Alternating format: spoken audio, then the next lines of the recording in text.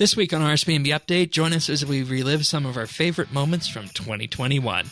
We have a laugh at how certain things turned out in the end, including things like party hats, 10-point buck sneezes, and witty one-liners from your favorite hosts.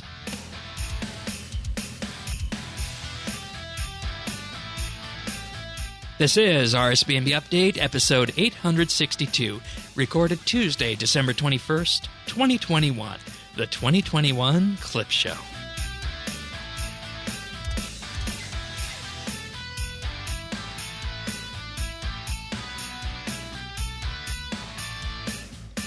Hello, everybody, and welcome to the last episode of RSBANDB Update for the year of 2021. And as per tradition, this is the RSBANDB Update 2021 Clip Show. Happy for this, Tanis? I love the Clip Show. It's probably one of my favorite shows of the year. You get to it's my favorite show of the year. Yeah, Shane lets his hair down if he had long hair, to cover up his redneck. But let's not paint me like that. Oh, Shane, come on. Let's get into the clips. We'll see that you're always a good sport. Yeah, there's definitely some clips in here that will terrify people. But nonetheless, of course, thank you to everybody for making this such a wonderful year. We'll talk more about that as we wrap up. And as per the tradition goes with this being the Clip Show, this will carry an explicit tag because some of these clips are unedited. And what would a Clip Show be if we were just skirting around what was at the bounds of acceptable, right? Yeah, I don't skirt much. Yeah. That'd be an idea. RSBANDB updating kilts. Kilts, yes. Okay. Just some quick stats before we begin. We have 59 clips to go through. This year we published 96 hours, 33 minutes, and 41 seconds worth of podcasts. Our average runtime was an hour and 53 minutes. Our minimum was an hour and 23 minutes and change. And our maximum was 239.56, which was the PVM meta review episode. And the minimum came from the Spring Festival, of all things. Back in the spring. So just some quick stats of what RSBANDB Update looked like this year numerically. Maybe I'll share some more about who was the most guested and whatnot in the publication for this, but you guys will probably tell based on the clips. But are you ready to dive in? Yeah, let's go. All right, so you guys will hear this noise once the clip is done, and we're back to talking but amongst ourselves here, just because it's difficult sometimes. So we start off on episode 811, 20 Years of Good Times, the 20th anniversary of RuneScape.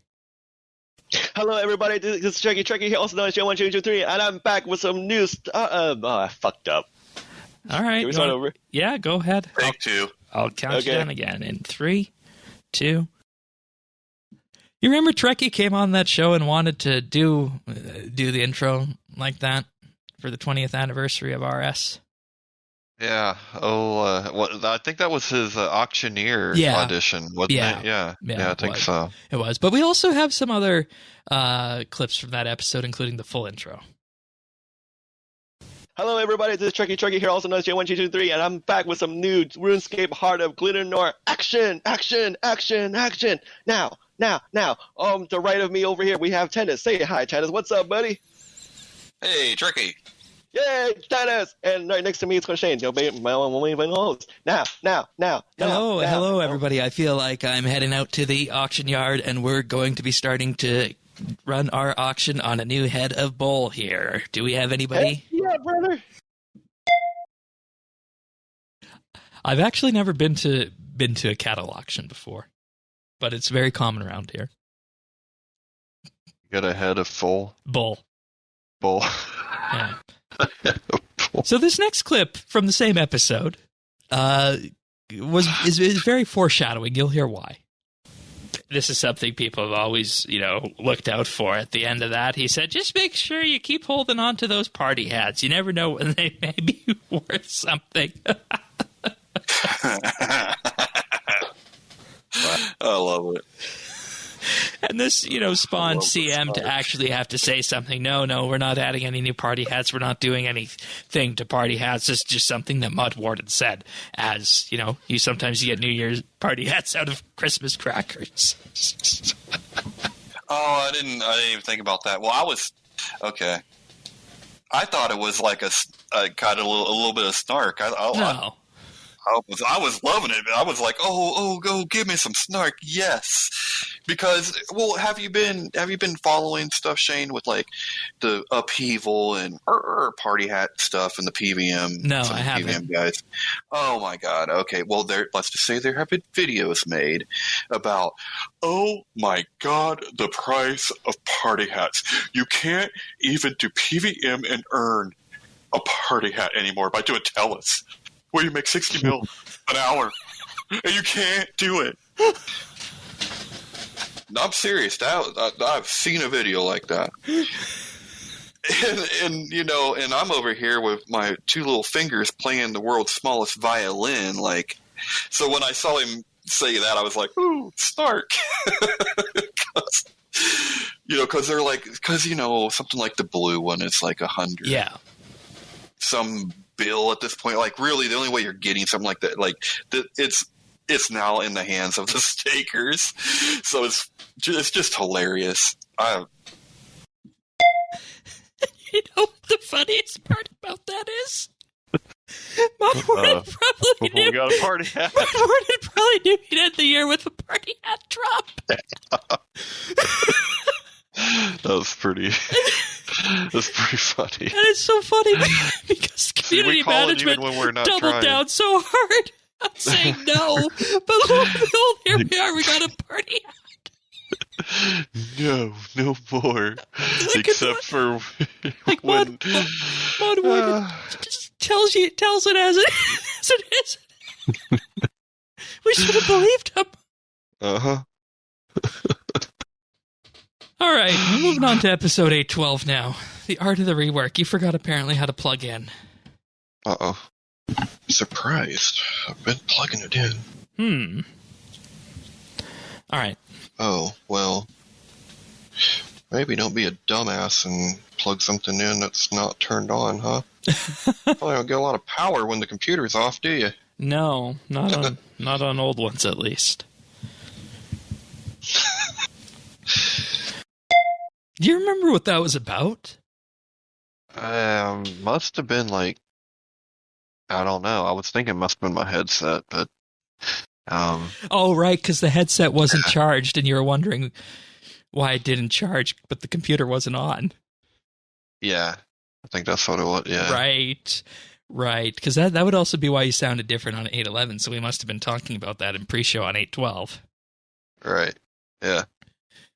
All right, we're moving on to episode 813 now, the lore, Looking Glass, and some commentary on Maud Raven's live streams.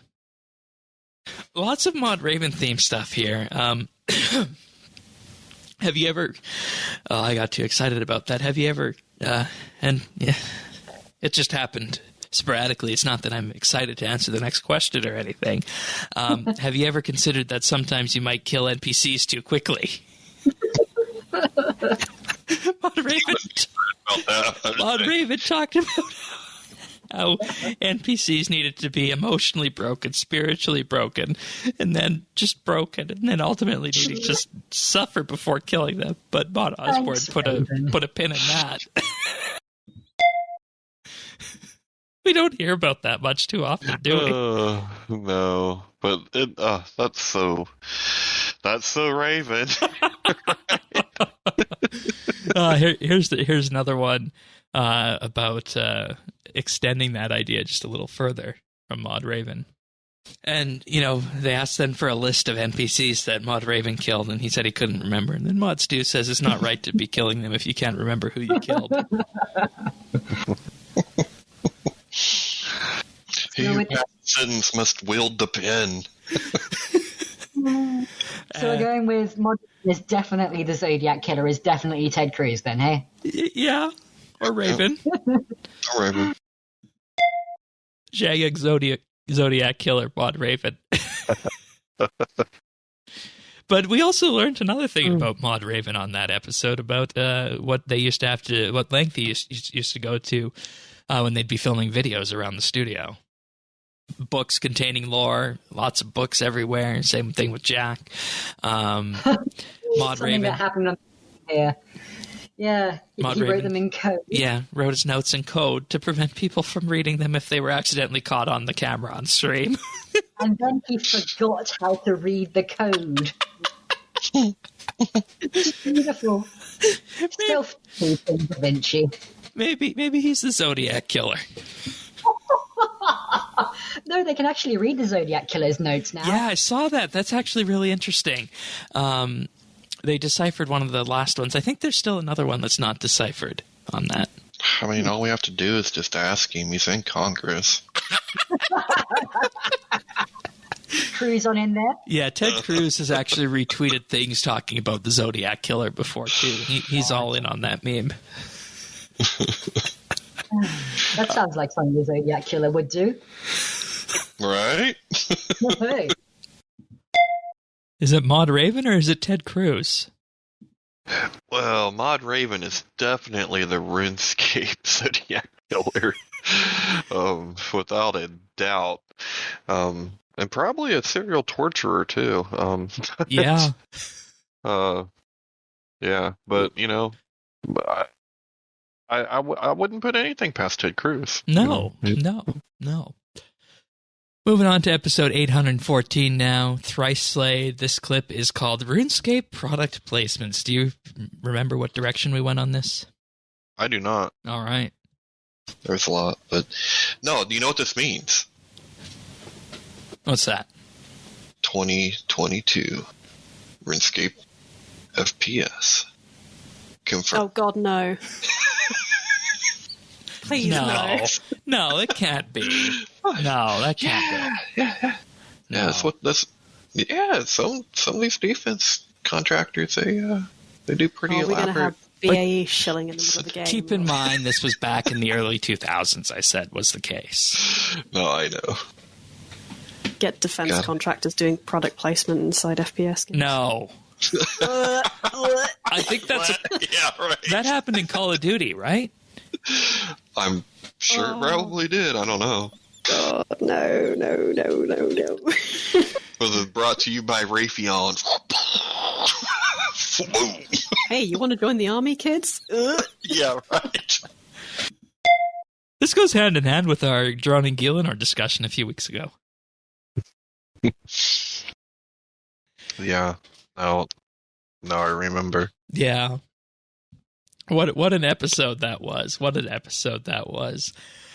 Next one is one where we're moving on to episode 816, and this was the Valentine's Day episode. I forget where you were in the middle of February, but you weren't here, and Sirion was on this episode instead. And this is just an example of some of the pre-show conversations that him and myself have sometimes. I was talking yesterday. No, I have to tell you this quickly. Okay. I was talking yesterday to a friend about network serializing some data. And I talked about nibbles because there's a piece of data that fixed in a nibble, and it makes me so happy. It made me so happy that I could talk about nibbles in the technical concept. What were you talking about data serializing about? So our current game that we're working on is actually full multiplayer. So that's pretty cool. And I was talking about pathfinding and whether we need to do pathfinding on both client and server. Oh, okay. Or whether the server does the pathfinding and then sends the path to the client. Now, we use a hexagonal grid. So to select a path, right? You said hexagonal grid? Hexagonal grid, yeah. So each step is one of 6 directions. Right. Okay. And you can easily, you can represent 6 different numbers in 3 bytes. Yep. But I was like, let's just round it up and let's make it a nibble. And then we just have a nibble each for each step. And then we talked a bit further, because we now have an empty bit, right, that we don't use for every step. So, if we ever want to compress it in the future, what we do is we use that one leftover bit to say whether the next nibble is the next step, or if it's the number of steps in this direction. Oh. So in a single byte, you can have up to 16 steps in one direction if it's a straight line. Nice. It was a fun conversation, and we could talk about nibbles. So, and that's actually really easy to send over the network too, unless you're sending anything else with tiny. it, right? It is tiny. Yeah. If you think about it, our map is maybe 100 in diameter. Let's say in the worst case, you need to go back and forth, right?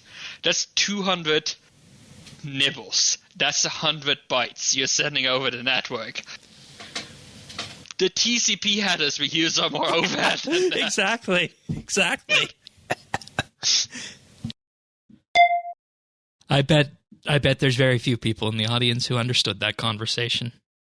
Oh, were you talking about your lunch?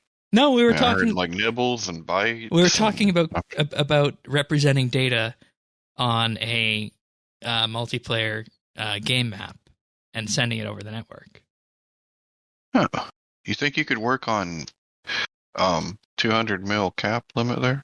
Possibly, Oh, okay. but that might be more difficult engine. We just add a digit, right? From what I understand, that conversation, you just add digits and send it in one direction. No.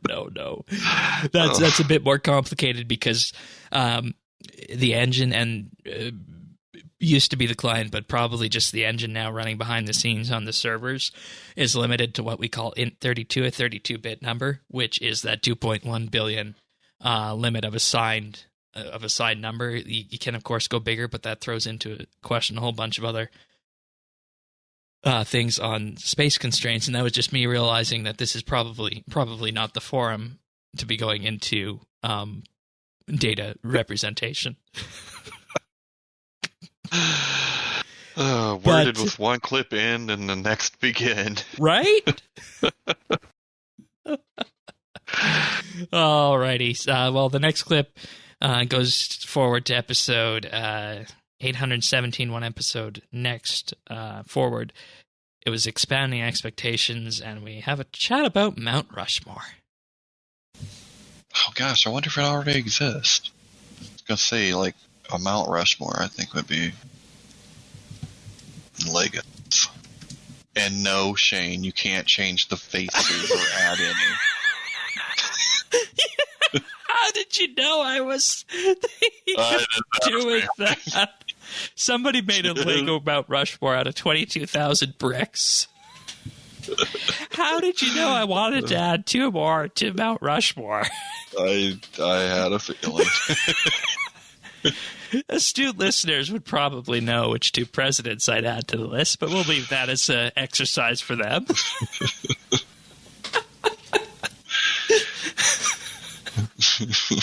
Oh, God. You're getting pretty good at predicting that.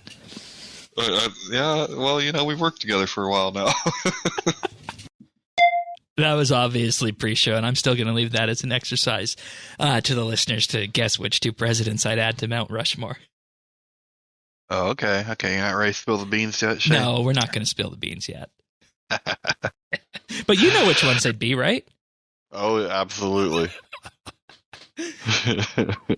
All right, moving on to episode 818 with Azanadra's quest. We got a couple of fun clips for this one now.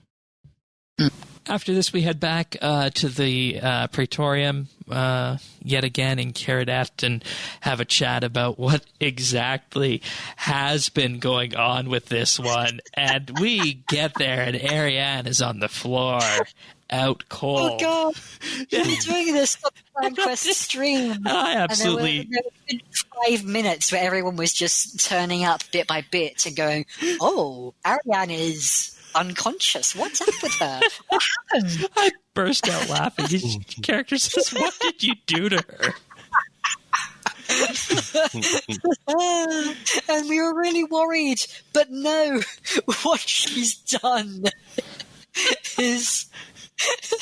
So she and Azanadra went to chat to these mouthpieces, the Kra, and instead of... Well, they didn't get answers from them, so what Ariane decided to do was destroy the statues, crush them all up, turn them into a gaseous mixture, and inhale them. That's a very Ariane thing to do, isn't it? I just found that too funny.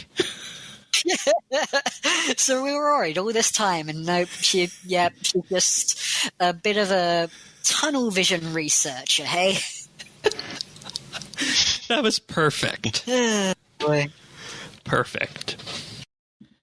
I don't think I ever saw something like that coming from a quest at RS, but still, I think that's probably my favorite quest moment of the year, and maybe had I remembered that, I would have put Acid on just quest of the year instead of City of Sectistan. That's a pretty good one. I think they broke the ice, though, with the... Didn't they make reference to it with somewhere on Anachronia with the lizard and the... What they have, hash pipes or something like that? Yeah, they did. The Orthan Dig site, that was last year's clip show again. Because you can hear the breathing. It might be a pattern. Because they had the pipe in there. Anyways, that's 2020. We also had another clip from 818. Apparently there was a removed Eminem lyric in this quest. But yeah, one of the other things you can say is, if I can hold, you can hold, which is a reference to the GameStop thing that's been happening and is still happening. So we were chatting with Mod Jack on the stream, and yep, he confirmed as much. Pretty quick turnaround to get a reference in there, huh? Yeah, I bet this is where the Eminem one came from.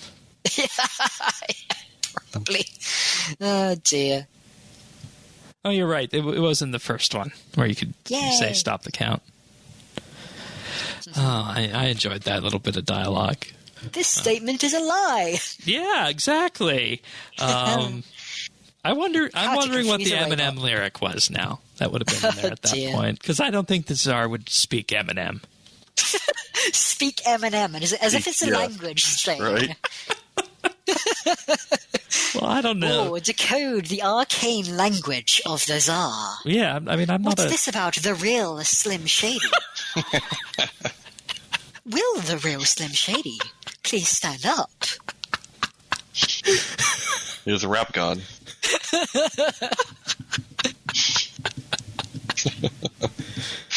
Oh, where were we?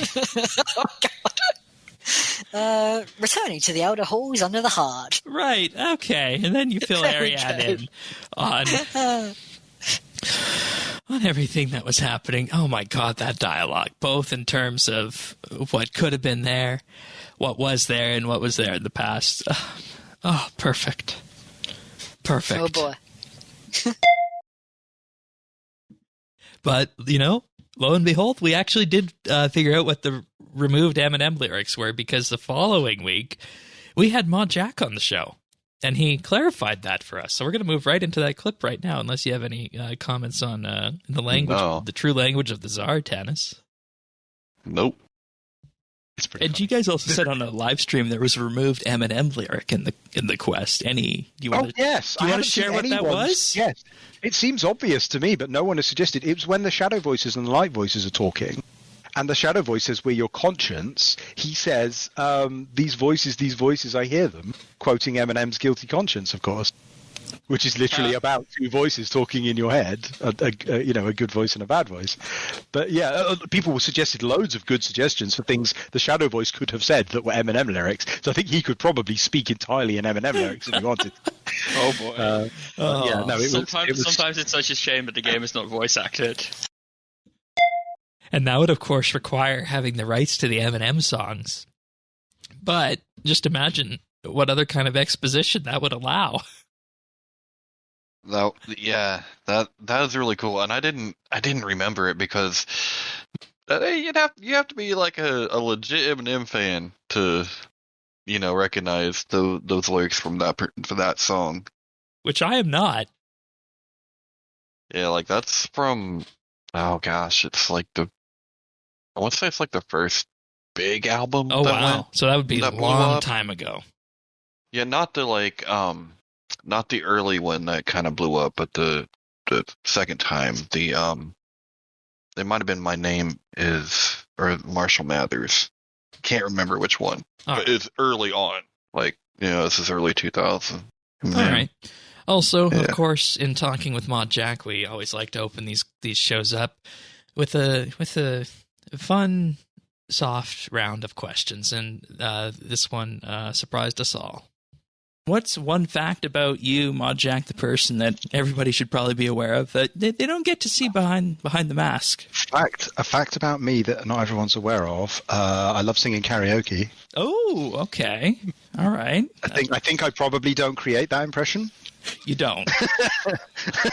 But I do. I love singing karaoke. I'm now infamous for it in the office of constantly. Whenever we're going anywhere, we do. So obviously, coronavirus has interfered with this, but usually we have 2 yearly outings. 3 yearly outings. We have the Jagex Summer Party, the Jagex Christmas Party, and RuneFest, all of which involve coachfuls of JMods sailing off into the unknown. Right. And I'm legendary for pulling out like music on the bus and making everyone sing. On the way back from Rune, it was the most recent RuneFest. Was that 2019? Yeah. Yeah. Stu and I sang 2 hours back to Cambridge. We sang the entire way home. Oh boy. Oh wow! All right. We had because Stu didn't know most of the songs, so we had the lyrics up. Stu's got a beautiful singing voice, by the way. I know, like people love his talking voice, but he's got a fantastic singing voice. Puts me to shame. So it's fun to sing with him. I think this is sometimes my favorite things about these JMod episodes is we like to open them up like that, but then you just learn these absurd facts that you don't really hear anywhere else, which is a shame that they don't get to explore that often. I love those. I mean, I know they're people that that are doing a job, right? But it almost like humanizes, right? In a way, we're just like, oh yeah, you're. I don't know. Sometimes, especially in certain sectors of the internet, I think we forget that people are working a job and doing their best. Yep. There are the people who like to go and sing karaoke too. You know what I mean? Like that kind of stuff. Yeah. And so I love that you do that. Yeah, and we definitely had to do that, and this was actually a really interesting episode to record because we actually sat down and recorded this the day the login lockout started, and little did we know what we were heading into. Oh. All right, moving on to episode 820, Compassionate Scapers, with a clip from the pre-show. Gotta get that out before we begin. I'd scare him away and shit, but I mean, maybe that's why you don't. You're not a big hunter or fisher. get just a fucking 10-point buck just lined up. Fuck!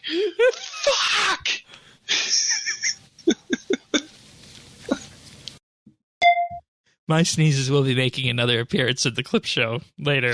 I mean, hell, they made an appearance in pre-show today. I mean, that's like, I don't even flinch no more. Right, and the interesting part is the way you hear it, and it's edited out if it happens in the show most of the time, and it's in pre-show sometimes as well. But the way you hear it is that because I don't want to sneeze on my screen or sneeze into the microphone, I will turn my chair around and cover with my shoulder, and you're hearing me turned away from the microphone and covered with my shoulder when that happens. Holy shit. Okay. Well. The more you know, right? Yeah, the more you know. More you know. All right, moving on to episode 823, Waves of Spring, and I think this was possibly our shortest episode of the year, looking at it. Yeah, it was, but we actually got a clip out of it, which is interesting. They've also added various close buttons to pop-ups in the login screen. And I'm apparently also getting spammed with text messages right now. And I mean literal spam. Americans spend more annually on cat food than baby food. Next one. Unlike dogs, cats do not have a sweet tooth. Scientists believe this is due to a mutation in a key taste receptor. Like, who sends out spam like that? I don't know. That is so weird. And I don't know the number. But anyways, carrying on with the patch notes. There were a few more after that episode, but then they just stopped. That is just as weird now as it was. And it makes me wonder what kind of email list you're on, Shane. No, it was text message on my phone. Well, I know, but I mean, what do you say in front of your devices there? I don't know. I don't say that much. I mean, nothing that would be a problem. But in any case, we're moving on to episode 825, the live event endgame. We got another pre-show clip here from you this time. As of now, that should be fine, but that's two days after the shot, so I might be like running around looking, like fucking banisters and shit. I don't know. Might be in hospital with blood clots. Yeah, well, as long as I keep running, man, that's definitely. Well, you guys aren't using AstraZeneca or Johnson & Johnson anymore, so you'll be fine. We never had to. We never used to AstraZeneca, I don't think. Sure you did. No, I'm going Pfizer. Woo woo. And I went Moderna, and I think those episodes after we both did that were some of the most interesting we recorded this year. Yeah, probably. It didn't get real until the booster. Okay. Then shit got real.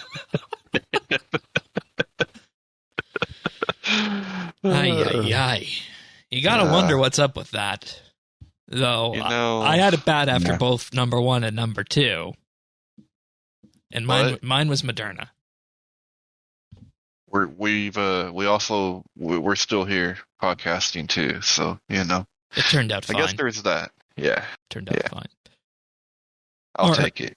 All right, skipping ahead a little bit to episode 827 right now, and I mentioned that the sneezes would be back. I thought that's... That was a sneeze. Oh, I'm sorry. I thought you were being knifed to death.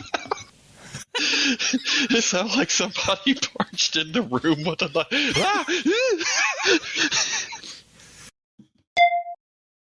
Your imitation of that. I stand by my words. That was no normal sneeze. And the reason that one was so quick was because it came on quick, and I had to turn so quick that it was hard to catch, and that's why it was so broken like that. Like 3 times.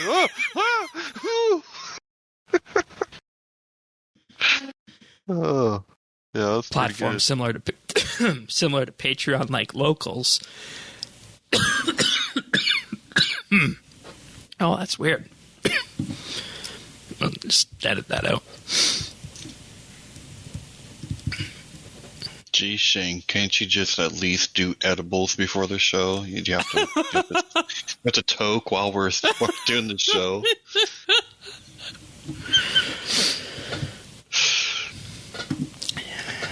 All right, in 3, 2, 1. I pass on all that kind of stuff, just FYI.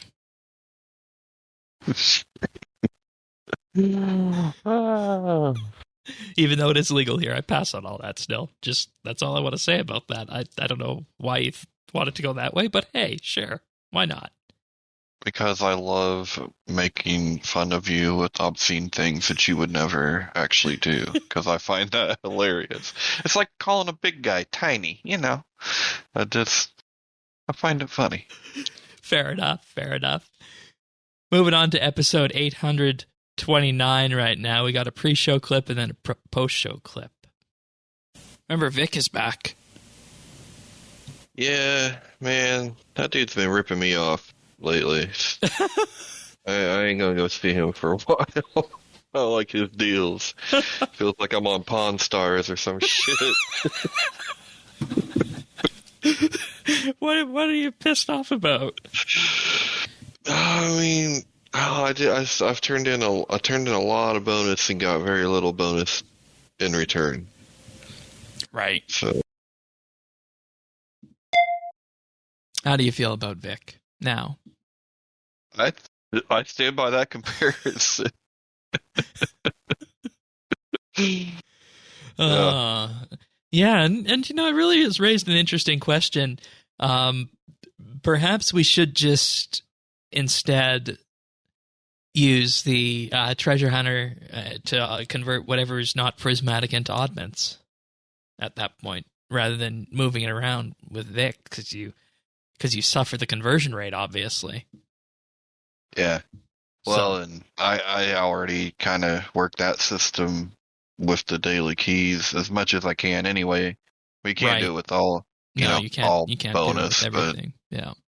As much as I can, I do. All right. Let's look at our post-show clip now. Go with stoned meditation. Stoned meditation? Yeah. Wow. I don't want to make that comparison for a charity event. Well, it's good for your mental health. Oh, God. I mean, it ain't like I said go with the whack pack or something. I mean, oh, God. That's pretty good, though. Go to the Solomon store, pick up the whack pack. Oh, shit. Oh, God. Oh, shit. So it looks professional at the end of the day. It sounds professional, but sometimes it takes a while to get there at the end. Even if we're just, throwing ideas at the wall. Sometimes we have to unwind before and after shows to kind of get in the zone. That's why they call it color commentary. And you gotta get warmed up. Yep. All right, on to episode 830, My Way. With My Wishes, we got 3 clips from this episode. Cows, bulls, and chinchompas on the player-owned farm will now no longer appear without color if textures are disabled. Oh, it's what, Shane? Cows, bulls, and chinchompas. Cows what? Cows, bulls, and chinchompas. What did I say?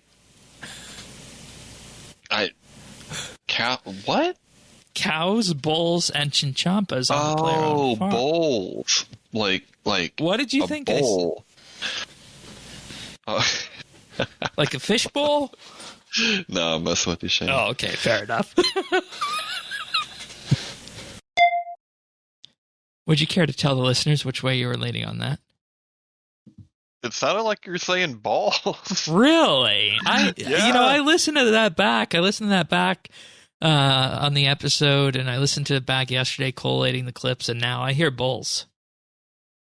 Well, I hear it at the very end, but at first I was like, did he just... I was like, oh yeah, this is the clip where he's like cow balls. Yeah. I don't think so. See, I thought so. It was just kind of a Canadian accented cow balls. Oh, God. We'll have to ask the listeners on that. That's good. Premium beards now work correctly. What? How does a beard not work? I don't know. Somewhat. Hey, when Therion gets here, ask him what makes a beard not work. Like, dude, that beard is just not working for you. Like, what's the criteria for a beard to not work? He doesn't have one, right? Even though it seems like he should have one. I know, but it seems like he would be a good judge of beards. Right? Why do we think that? I don't know. I don't know.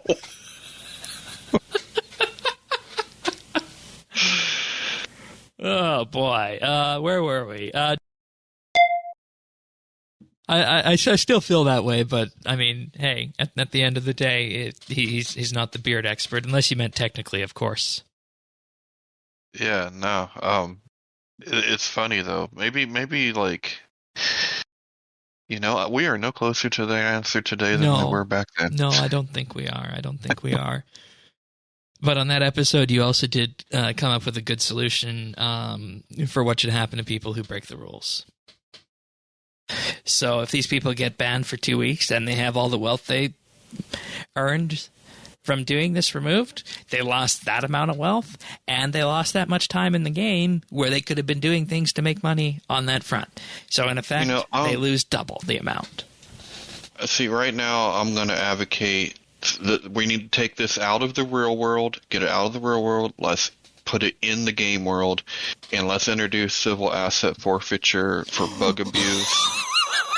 If you're caught committing bug abuse, we will take all of your shit, no matter what, how, whatever. Your bank is gone, son. Remember when Osborne wanted to do bank bidders? Yeah, right? And then we'll bid on it. It's cold.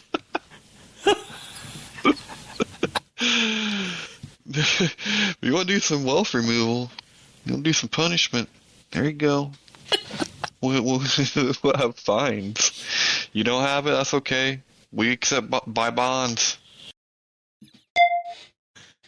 Of course, we're talking about people abusing the Elite Dungeons at that point. And I don't think we really ever got clarification if they had wealth removed on that, did we? No, I don't think so, because that just went straight into the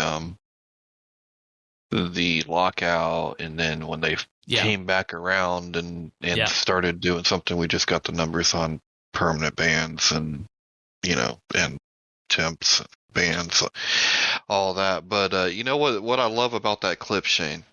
What's that? It's such an absurd idea, right? Right, but you can see it happening. Because it actually happens in my country. Like, it's a real thing. Like you have to go and prove. Right. That's your shit, legitimately. Like, it's so, when you put it in a game world, it sounds like the most absurd thing ever, but yet it's an actual thing in real life. Yeah.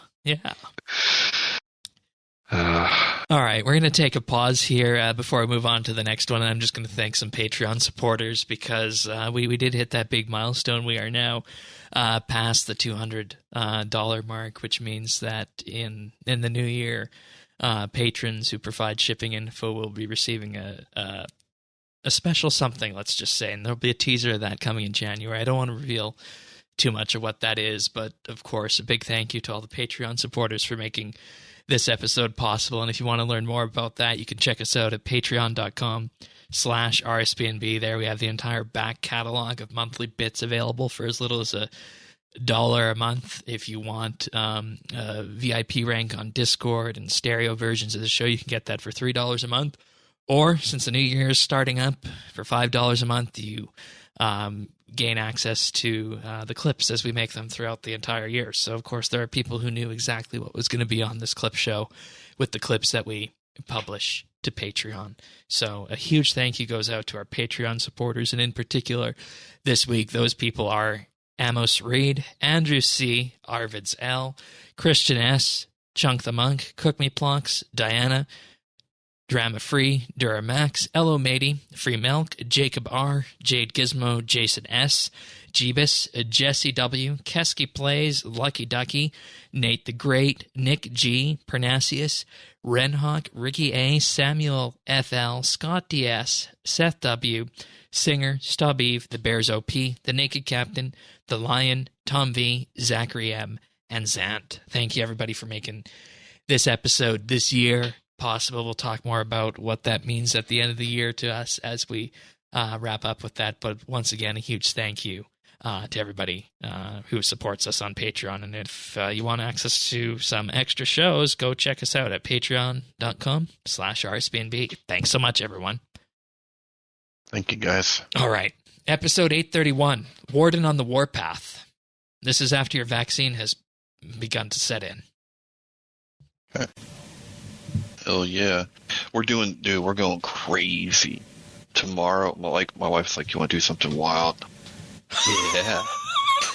She's like, let's go to dinner. I was like, Oh what? my god. She's like, yeah, like in a restaurant. I'm like, let's do it. Let's do it. Yeah. Live a little. Yeah.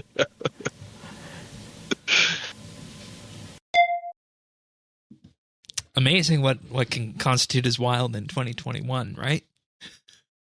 Yeah. Yeah, and 2020. Yeah, and probably 2022, based on how things look right now, right?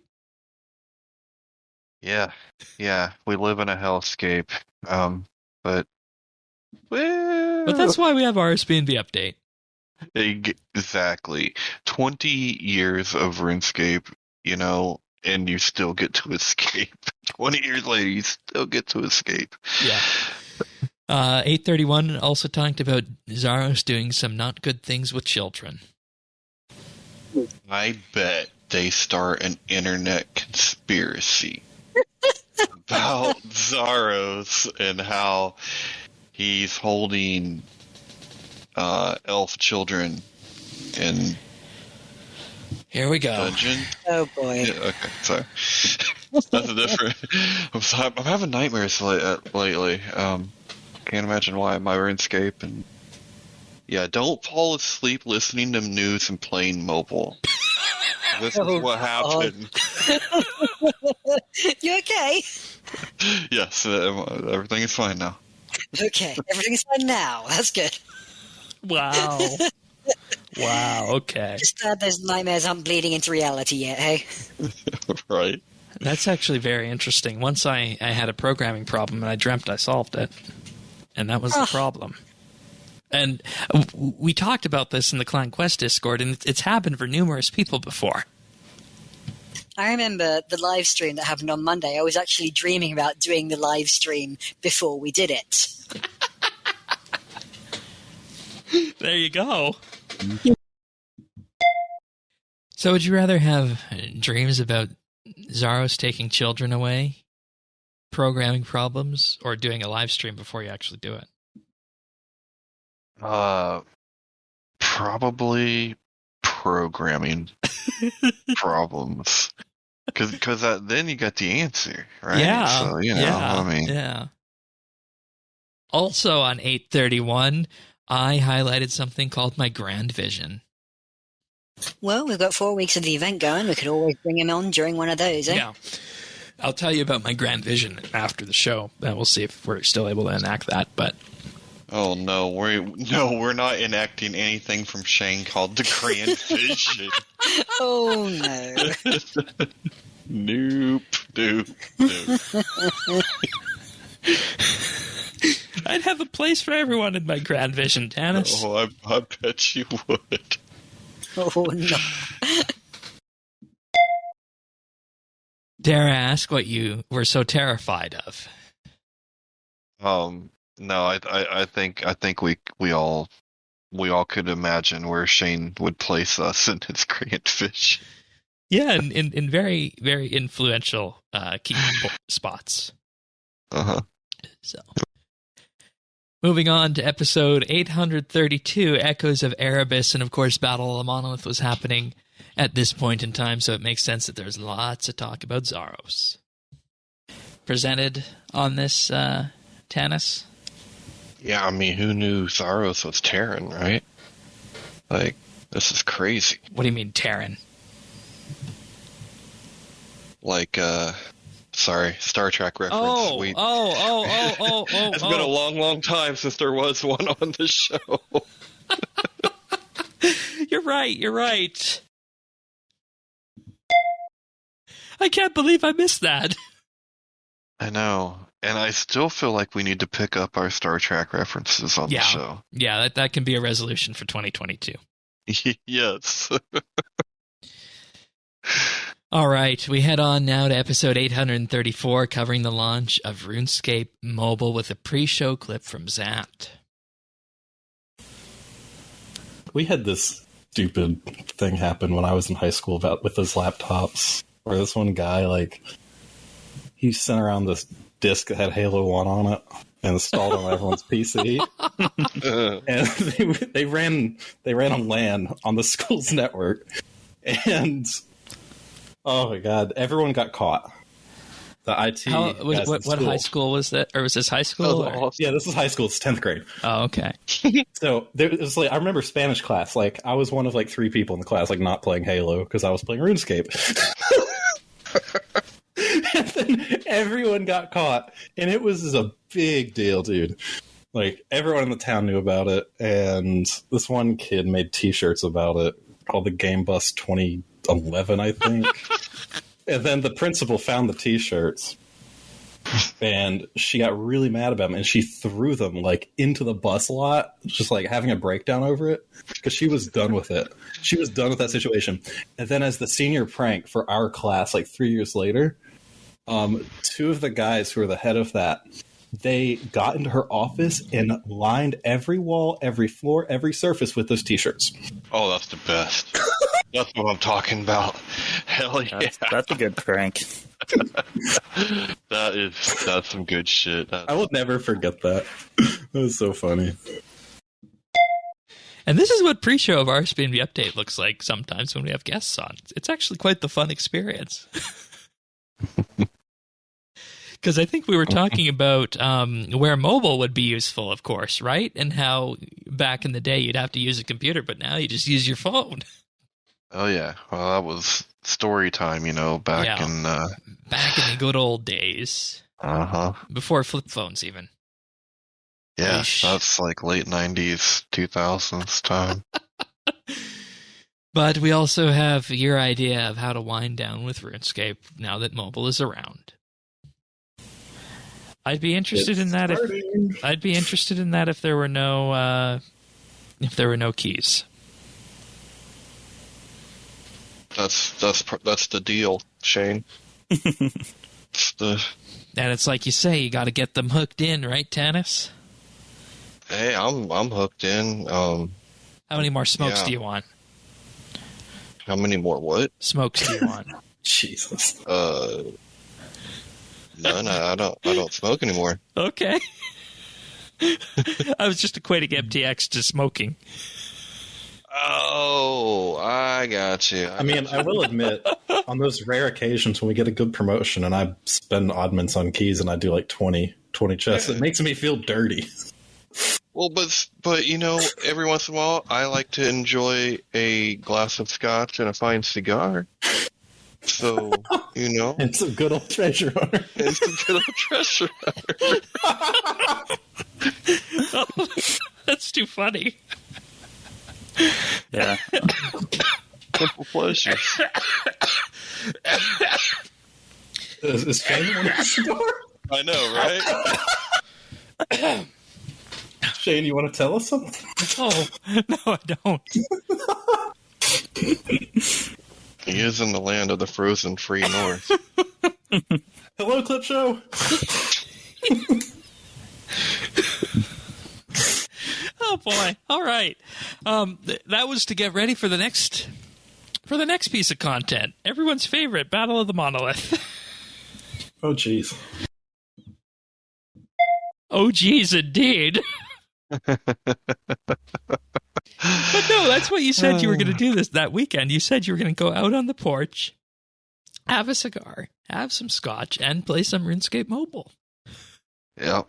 I did that a lot this summer. And load people. And throw some Treasure Hunter in, too. Hey, I mean, nothing wrong with a little Treasure Hunter on the side, All right. Moving on to episode 835. I'm going to play both these clips back to back, and then you guys can take a guess of what might have been happening this episode. Now, of course, the one everybody is going to want to talk to with this is Azanadra. At the end of this, he gives the player the shard of Erebus, which is, what else do we use these shards for, right? We obviously are going to use them to just, stick in our book and use it as as a bookmark. No, we're not going to do that. We're going to use that to protect ourselves when the Elder God Wars dungeon drops. Or sometimes we like to put them inside us. Oh. Really? Do not recommend that with this one. I don't think that's safe. Oh, okay. Yeah, it's apparently very cold to the touch. No. So, I mean, it's cold to the touch that your player can barely pick it up. Yeah, they said it was cold to the touch. What? God. I don't get what happened there, but nonetheless, did the Oh my God. I honestly have no idea what's happening here, folks. But did he at all at any point in this quest remind you about a certain Cardassian on Star Trek Deep Space Nine? No. Oh. No? Okay. Fair enough. Because he always said what he meant and never spoke in riddles. Unless you meant Gul Dukat. Yeah, I did mean Gul Dukat. Yeah, it's like repeatedly. Gul Dukat did nothing wrong. Oh, God. I love that reference whenever that comes up. He did nothing wrong. He's a good guy. Yeah, he's a wonderful character. Wonderful character. Best dad in the universe. But you think that Asanadra is like that? Yeah, it kind of sounds as though he's trying to make it seem as though, like, think mid-character arc for Gul Dukat. He's kind of trying to make it seem as though, okay, I'm sucking up to you, things are going to get better and whatnot. No. No? No. Okay.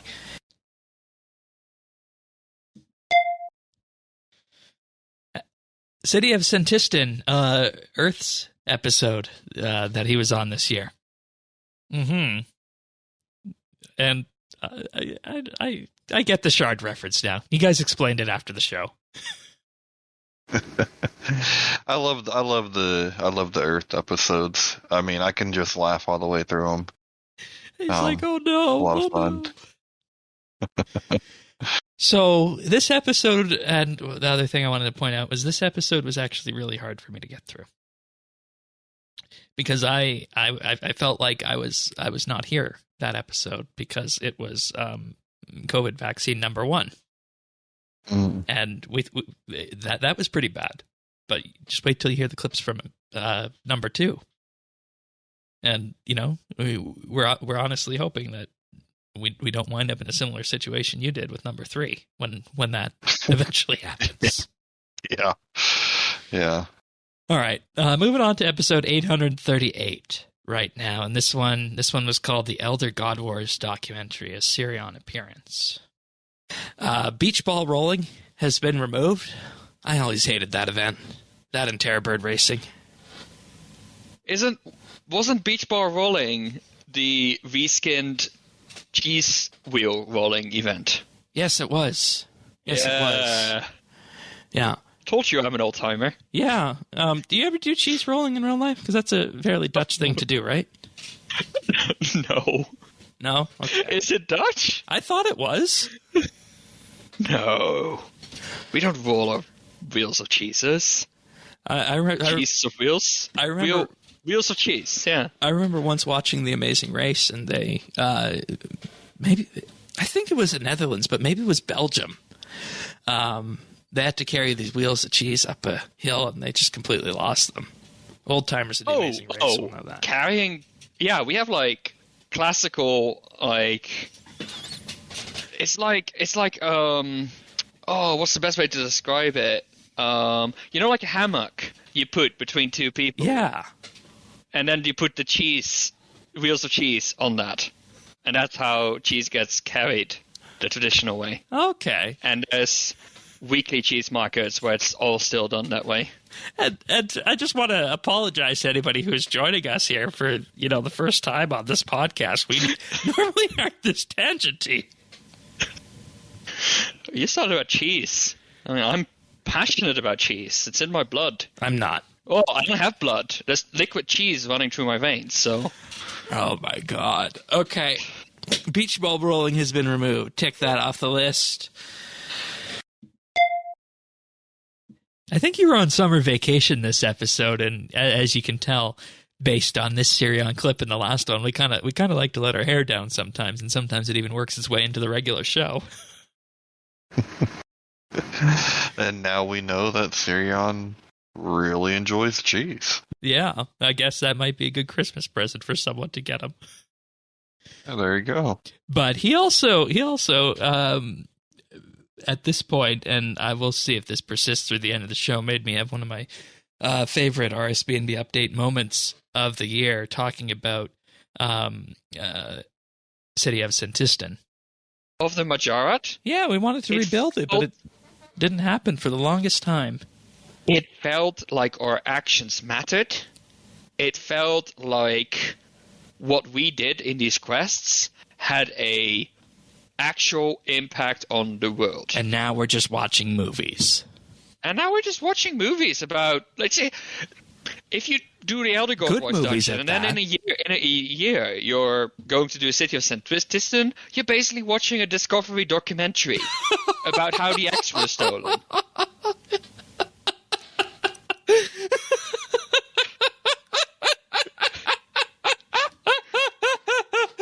Oh, that's the funniest thing I've heard all year. I'm not wrong. Is he wrong? Not wrong. No, he's not. And, just the idea of, some kind of nature documentary about how eggs were stolen in the wild came to mind, and that's why I found that so absolutely hilarious. Mm-hmm. All right, moving on to episode 839. This was the second episode of the Nodon front, and this was also once I said that you're going to have to pay attention to the second vaccine episode for me, and this was it, and you'll see why in these clips. So our Steam Deck medal from last week. What'd you do? Our Steam Deck. What did I say? I'm not sure, Shane. I thought you were doing something else. I don't know. Maybe that was slang. Like maybe that's Canadian slang. I don't know what Steven you check. I don't even know what I said. What did I say? You're laughing like a maniac. What did I say? What did I say? You said your Steam Deck. Steam Deck. Oh. It really is hot over there, huh? I didn't sound normal there, did I? No. I think that was the extra strength Tylenol talking, perhaps. Yeah, did we even know that was what was going on at that point? No, I didn't tell you guys until the week after. Okay. But for the second one, I had everything that you would expect: the aches, the fever, the brain fog, to the point where you see it right there in that clip. And when we were doing that episode, I actually lost my train of thought probably about 5 or 6 times, remembering what I had to edit. So, yeah. Well, you way to hang in there. Yeah. Well, I mean, I guess if we all wanted to, we could prepare by watching our favorite Star Trek time loop episodes. Woo! I should put together a list of those. Times Squared. And Times Squared is good. There's also one in Enterprise E Squared. There's Cause and Effect. Oh, yes. There's one of the early episodes of Voyager that I'm blanking on the name on right now, but there's lots of time loop episodes like that you can kind of pull on, and we'll have to wait and see what happens with the Nodon front. But this trailer released last Friday. Sorry, we were getting ready for the Nodon front. It didn't actually launch at that point, but always fun to throw those Star Trek references in, right? Definitely. More in 22. Yeah, and I mean, hey, we got multiple series now going, so it should be no problem, right? That's right. I was just thinking about Picard. Yep, that's going to be a good one. And just to give you an idea that I can pull that episode name, the Voyager episode I was thinking of was something around the second or third episode of the series called Time and Again. Okay. So when my mind is working properly, there we go. All right. And one final clip from this episode. The Gnome Ball refugee referee. Oh boy! From the Gnome Ball roars, I finally escaped the Gnome Ball pitch. Please take me in. Look after me. The Gnome Ball referee has had a stern talking to about stealing players' personal gnome balls and will now correctly return them after they leave the pitch. And I think we could chalk that one up to the side effects I was experiencing as well, because obviously I said it wrong once, but it took me 2 or 3 times to get it right after that. Yeah, I think that's just those. That's a fun one. The old referees from the Gnome Ball. Yep. Yep. There's a caravan of them, I heard. I just got to make an edit note. Actually, no, there's not going to be an edit note because this is the clip show. And apparently, one thing that I forgot to do, I have a clip that I listed but wasn't copied directly to the folder here from episode 841, and I'm trying to figure out where exactly that went. So I'm just going to actually pull that up from the raw episode files right now and play that, because that should have been copied to the folder if Mac OS Finder will cooperate. There we go. And hey, I mean, normally we'd take an edit note there, but this is live, so let's do it. It got posted to Reddit. Really? And they liked it. Since it was PVM, everyone's like, "Oh, get your Peters out, beat them!" Yep. Oh shit! I wish I was recording that. And you're probably wondering, how did I get that? It turned out I was recording. Yeah. Turns out. Do you still feel confident in that Reddit impersonation? Oh, absolutely. Yeah. Should I have done the things? Not on air, no. But yeah, is it? It's still true. Still true. Alrighty. Moving on to episode 843, Archaeology in Spades.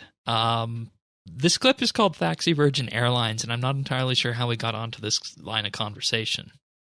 I was 15 years old. I was looking to change a Virgin Airlines flight. I made the mistake of calling 1-800-VIRGIN-A. It was not Virgin Airlines. I can imagine. Hell, it might have been this lady. Who knows? What did 15-year-old you think? 15-year-old me was in a car ride full of people on our way to the airport and wanted nothing to do with that phone line.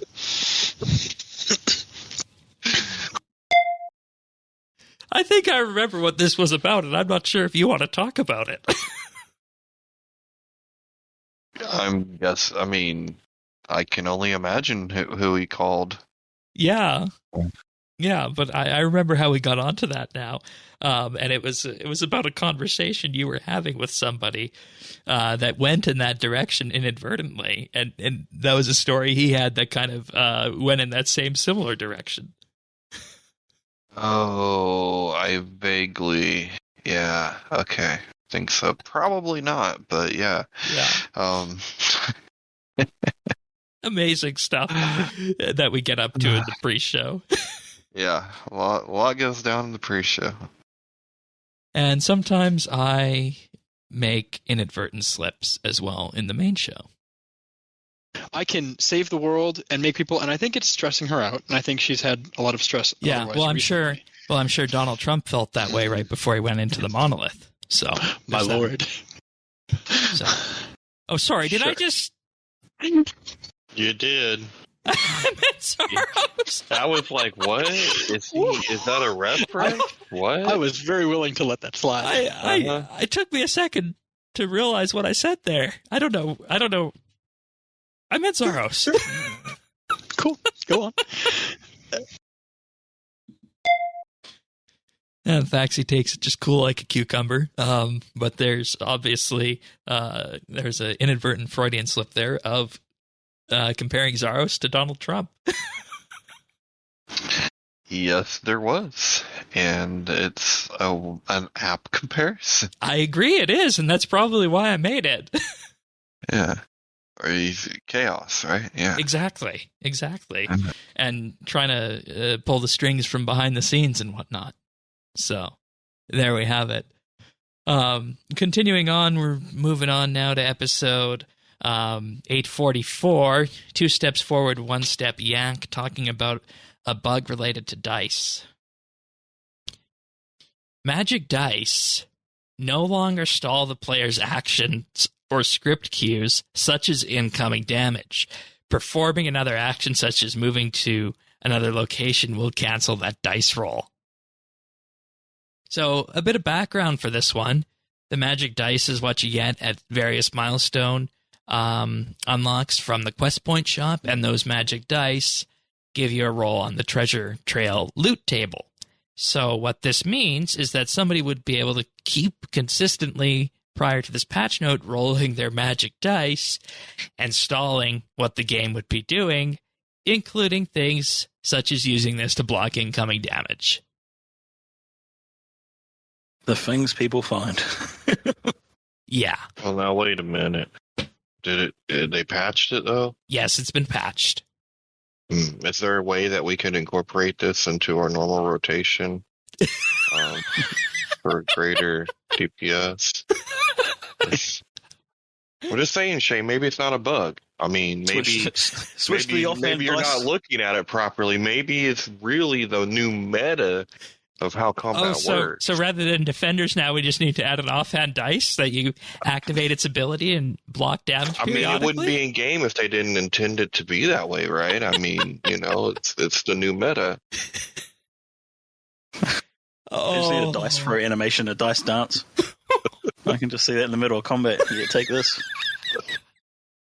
And for anybody wondering, snake eyes. Tannis is being 100% joking here, because we had this huge discussion, whether it was last week or the week before. I think the week before, about how people found a way of standing underneath Carapac to block his damage from one of his attacks. And the community cried out, and it effectively became part of the new mechanics on Carapac because the community cried out. So you're right. Maybe if people cried out about this, we could get some offhand dice. Never know. And of course, I think it also ties in with what the community feels, is how there's always part of the player base that feels like, oh, this is in game. Because it's in game, it must be 100% legit, right? Well, yeah, because do you remember there was a time when we used to joke around about bugs and calling them features, and then they became feature. They started writing them into the game. Be like, oh no, you like Vortical attack? Yeah, we can do that. We'll do something. We'll just make a tier 95 staff that does that for you. Yeah, and then I forgot about the Carapac stuff. So, yes, another day, another encounter with the community. Yep. All right. Exactly. Moving on to episode 846 now, Pandora's Skilling Bundle, and I talk about my attempts at the Archglacier. Well, you killed this, and everyone calls this Ice Telos. Yeah, that's true. And I haven't gone streaking yet. So. Well, that's probably good for everybody. Oh. Oh, I see what you mean. I just said it that way. I just realized what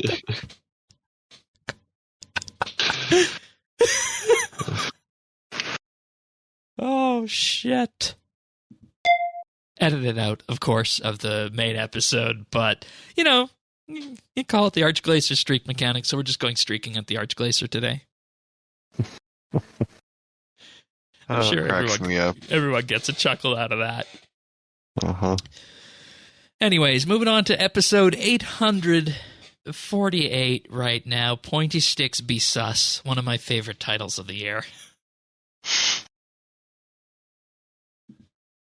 You know what I've been thinking a lot recently, and the spreadsheet you showed me earlier in the week really exemplified this, was that RuneScape is the spreadsheet game. If you wanted to teach a young one how to do spreadsheets, you could tell them to play RuneScape and point them to a specific part of the game and be like, go make a spreadsheet on this. Yeah, that's totally going to grow the base, Shane. You know what really makes kids interested? Spreadsheets. Come on, come play RuneScape and learn how to do math. I learned how to do lots of programming and whatnot because of RuneScape. True. But anyways, I don't know. I know lots of people who did that. I found that amusing. I don't know if other people did or if anybody else had learning experiences like that. But hey, I think anything extracurricular to RS that can be tied to it is a wonderful thing. Well, and the math just kept coming. Yes, it did that episode. That you're right, it did on that episode. The spreadsheet I was talking about was the comparison between different types of ranged ammunition. But, of course, we do publish the nibbles each and every week, and you swear you heard me say something else when I recorded the nibble title, so here we are. And even Amazon now, on your favorite Amazon device that talks to you and listens to you, you can now listen to RSBANDBUpdate. But we're also on YouTube, of course. You'll find the nibbles there, little bits and pieces of the show we put out each and every week. I hear B. You heard P. I think that one might have been in your favor, Shane. It might have been a B. Yeah, I'm pretty sure that they were all B's. All N-I-B-B-L-E. Well, I don't know if we could say all of them, but that one might have been. All right. On to episode 849, the Croesus the Fun Guy. Of course, with picks of the week, we also sometimes do articles of the week, and Amazon introduced a new robot. Oh my god, you haven't heard of the fucking dystopian Amazon robot they're going to put? Oh, shit, that thing, right. Are you getting one? Oh, fuck no. Shane, automated robot blind guy, nighttime. This is going to go well. No. You make a very valid point. Do they put a fucking strobe light on it? I mean, come on, we need. I have this image of like packaging tape, like the brown clear packaging tape, just over the top of a little like LED strobe on the top, like the top of a tower for planes flying at night. Just the like. Yeah, they talked to like developers that were in on the early development. They're like, this thing is so broken, like it's just going to plunge downstairs and commit suicide every chance it gets. And I thought it was designed for kids. No, it does all this really bad facial recognition. It's supposed to be like good. Is that on your Christmas list this year, the Amazon Astro? No, but I have heard somebody talk about it and be like, "Oh, I'm gonna get that and try that." And I'm thinking, yeah, let me know how that goes, man. Not gonna do it. One step closer to Terminator, right? Yeah. No. We're just lucky these things aren't armed. Yet.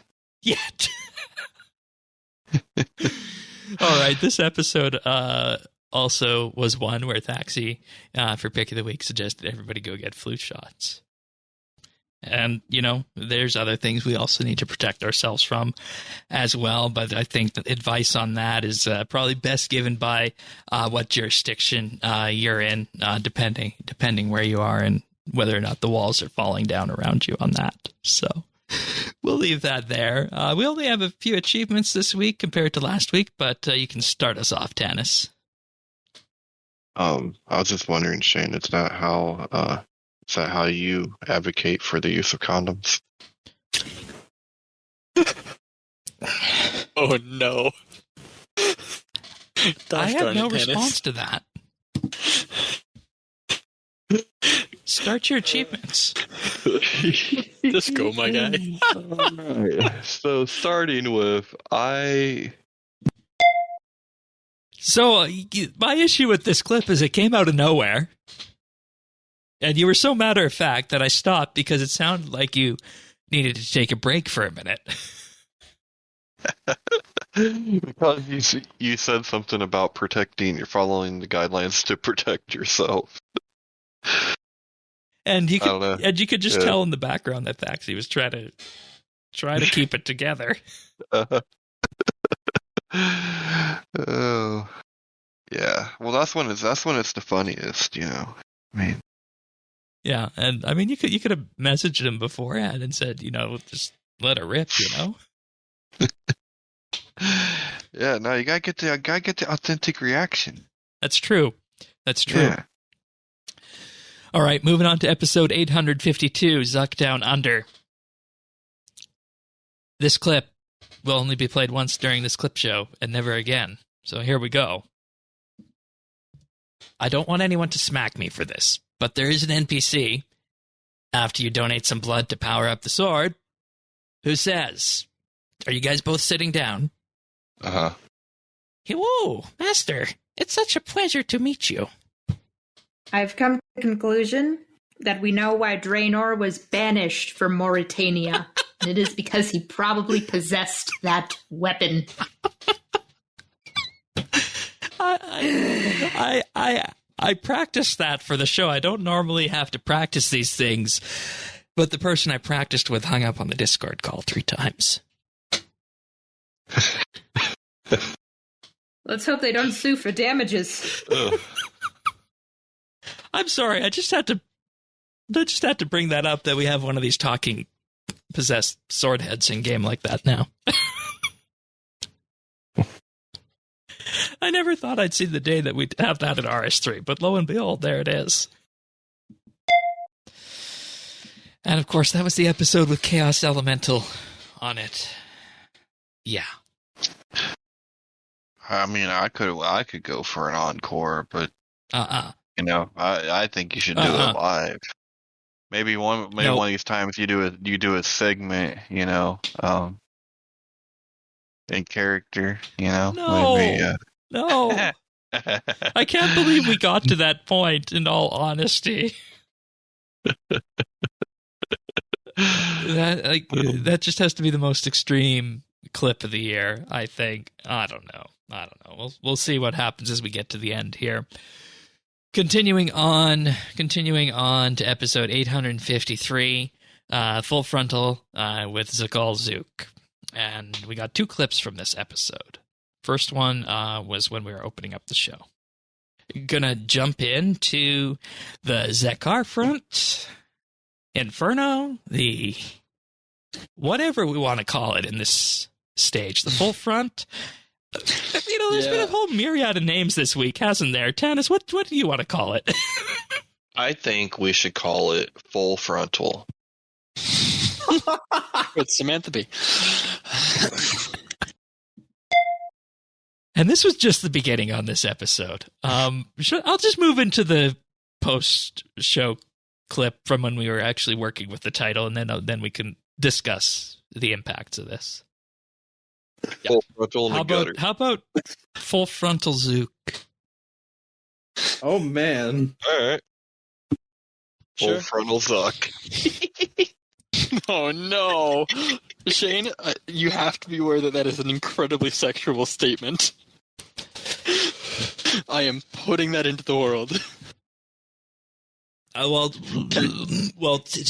Tannis and Zant won't throw any objections up. Do you think it's too far? I mean, you run this place. That's it. We're gonna the Zuck things. This is gonna Zuck so much. Like that sounds like a different word. And we're already full. I want to make sure that you are aware of what you are signing yourself up for right now. Oh, I see. Thank you for saying that. We're not doing that then. And we didn't go with that. title. We just went with we just added a little bit more in there. We went full frontal with Zakalzook. Damn, Thaxi. He thwarted our plans. He was looking out for us. What can I say? He's looking out for you. That would have been hilarious. We wouldn't have let you do it, but it would have been hilarious to let you go right to the edge.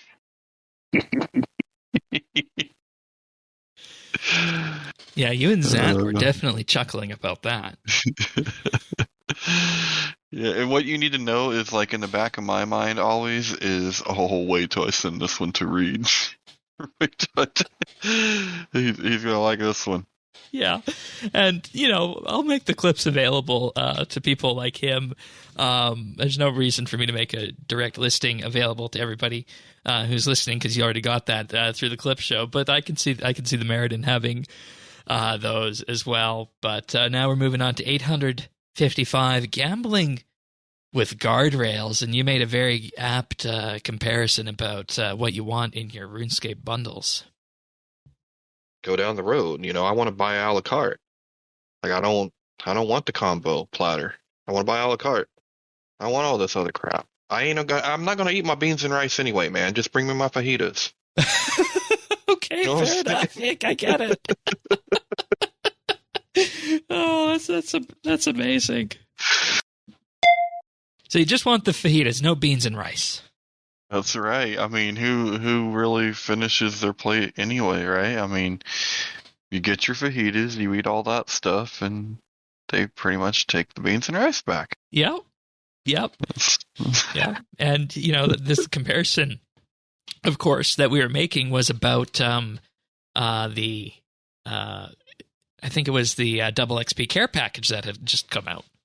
So there's that. The first of the bundles. Yeah, the first of the bundles. And with that, you also just had to... Well, I'll just play the next clip. It was about facts and feelings.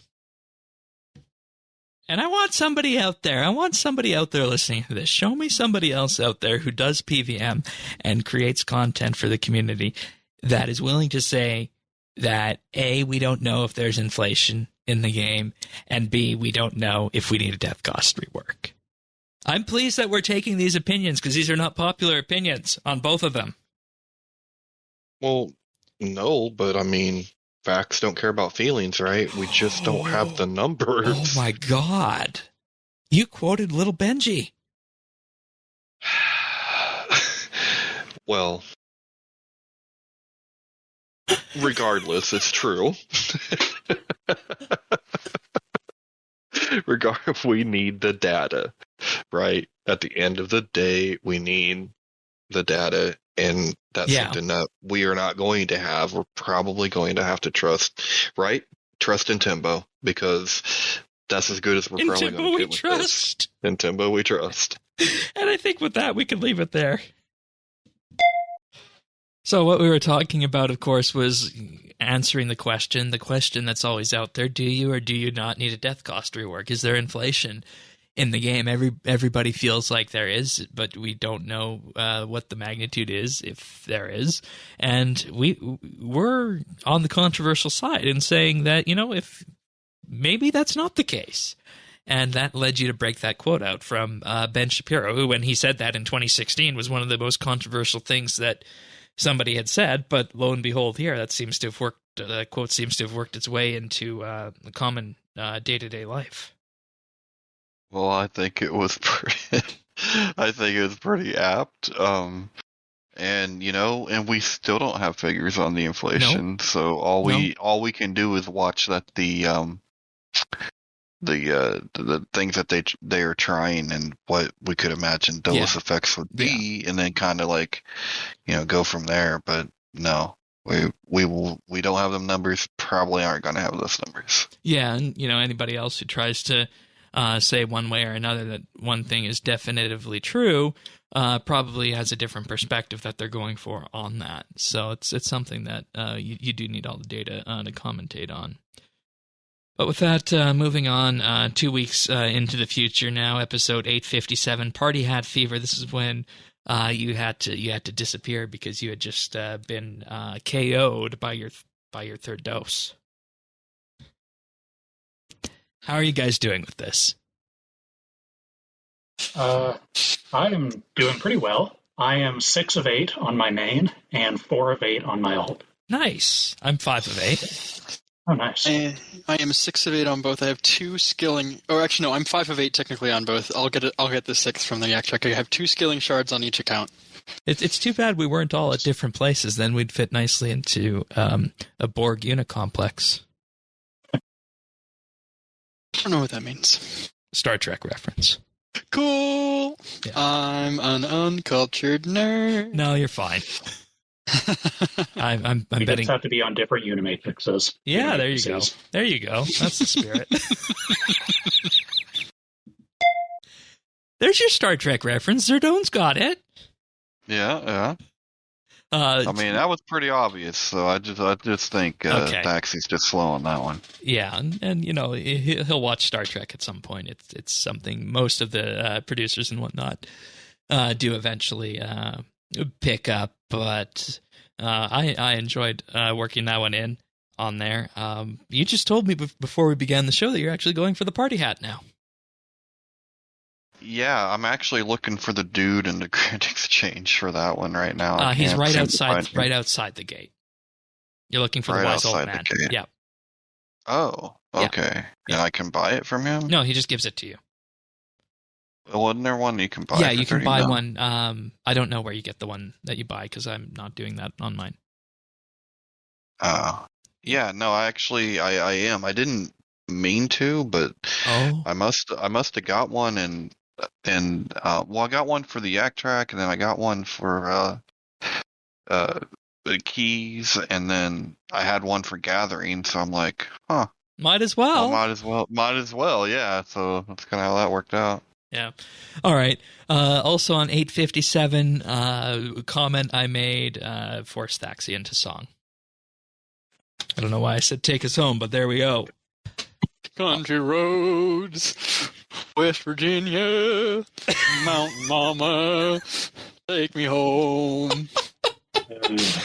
Okay, I want to go watch Discovery, so quick, show title. Can the show just be Taxi singing? We could. But we didn't go with that. See, I just figured we'd throw this in there because these are the kind of moments that just happen in pre and post show that many people are not aware of, and this is part of the huge reason why we like doing RSBANDB update because we've all had moments like that in the past, and it's just really fun when they happen like that. Wait for it. 2022. Thaxi and Tanis, Islands in the Stream. It's gonna be a hit. A duet for the ages. Nice. We'll have to make that happen. Okie dokes. Moving on to episode 858. What is fun? Talking about what would be fun going to RuneFest again. I think, yes, it's always something to consider. Yeah, I mean, it's always been a dream to go. I hope someday I'll go. Yeah. And if it was next year, I would go in full mourner's gear just to make sure. That's actually a really good one. Right? Maybe they could do that as the theme for it. RuneFest 2022, Plague's End. Plague's End, yes. Yeah, everyone gets to kick open a door as they come through. Yeah.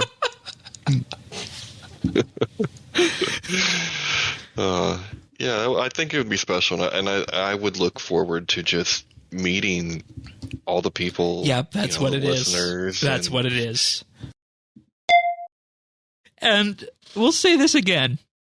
When they go back to RuneFest in person, and they have the cosplay parade, and they vote for the cosplay, if this doesn't win, anybody in a mourner's outfit who goes to the next RuneFest needs to, at the very least, get an honorable mention. Yes, definitely. Because it would be so apt, right? Yeah. Mourner's outfit, it's extra protection, and it was one of the most popular RuneScape quests. What's not to love about that? I mean, it's quite apropos, or what do you call that? I don't know. Yeah. I don't know. All right. Episode 859, Droning Gielinor. I can't believe, like, they literally have to walk around the world with it. Well, I mean, not necessarily walk around, but, run a drone or something that automatically goes and takes pictures, right? Oh no, we're not droning Gielinor, are we? Shane, no drones in Gielinor. That's what I think every time I open up the free cam, is that I'm flying a drone. Not good. No, bad Shane. And for the record, the kind of drone I was thinking about would be like the usual kind of drone that you'd use when you're surveying property or something to that effect, with just a 4K camera for its payload. So no armed. No Predator drones with Hellfire missiles or Sidewinder missiles or whatever they're called.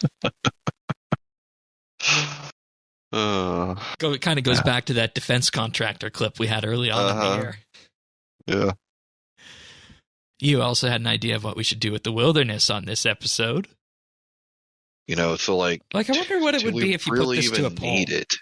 Like rework the wilderness, use some needle shenanigans, and bring the area up 4 and 3. We need the land, damn it! It's time that we take that land back. Gielinor should stretch from sea to shining sea. That's our land. Oh. It's just sitting up there, and they're not doing anything with it. It's just got some ruins and stuff. That's our land. We should go get it.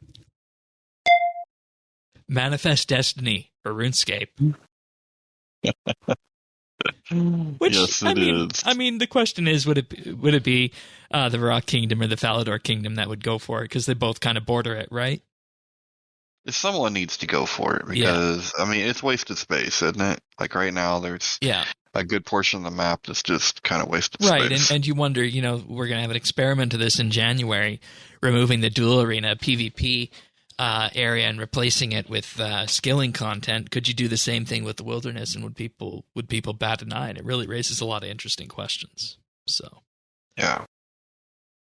All right, we're getting close to the recent history now, in particular episode 860. The Green Santa had a rare well done, where Questcaping asked me to vocalize certain emoticons regarding our previous clip, and I said no.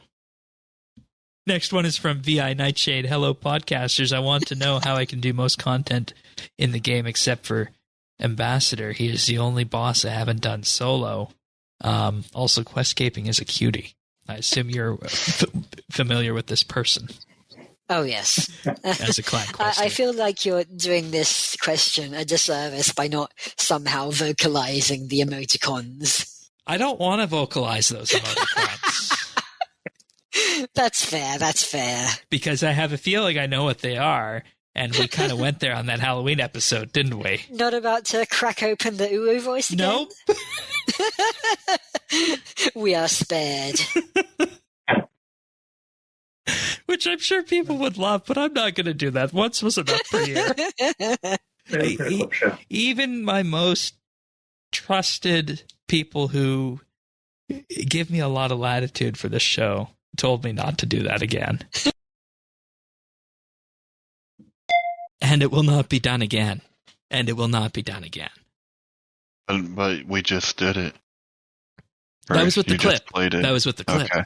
But we can play the clip. You're just not going to do it. Okay. Yeah, we can play the clip, but I'm not going to do any new vocalizations on that. So, all right. Moving on to the last episode of the year, 861, RuneScape's 2021 PVM meta in review. And we had a fun time with this, our longest episode of the year. First clip talks about finding the best uses for one of RuneScape's biggest swords. I don't even know that you could you'd have to put a broom handle inside of it or something to give it enough stability, because the handle on this thing is teeny tiny, and that blade I don't know that there's you have to use some real interesting materials to make that blade one liftable and like, man, this thing is so massive. Like it's the sword. If you make that scale, it's like 5 feet tall. That blade would be almost 2 feet wide. Like it's the size of me. Tannis, can you get your boy Elon on it? Dude, I don't know. He's really busy building big cylinder-shaped rocket ships. He should send a 3D printed EZK to space. I think that's what we need. If you heat molded plastic to the right shape, you could probably do it, and then you'd have to just add a whole bunch of internal structure, like a broom handle or something that would like. I think you'd have trouble. Like a god sword has a long enough handle that you can kind of manipulate it, and it's a thin enough blade. This would weigh a ton as a play. Anyways, and that's why you say it's strange. And that may be its best use because hot dang, this thing is. Of course, we're talking about the Tier 95 sword that came out with Zuck. It was in our PVM year-end meta review, but I initially made the comment with this that sometimes on live streams or at RuneFest, they'd have Mark walking around with an actual god sword, and I suggested this be the next sword that they walk around with, and the issues with that quickly became apparent. Best uses for the Tier 95 melee sword in game, parading it around at RuneFest, just because in the past, well, they've done that with god swords, so why not the biggest sword, the widest sword, and the heaviest sword in game? Yeah, well, I mean, with the exception of it being, 2 feet wide, 5 feet long. And that's just the blade. That's just the blade. I mean, now, if you could make that out of, like, I don't know, like Bud Light cans or something, like some kind of aluminum so that it was, like, light,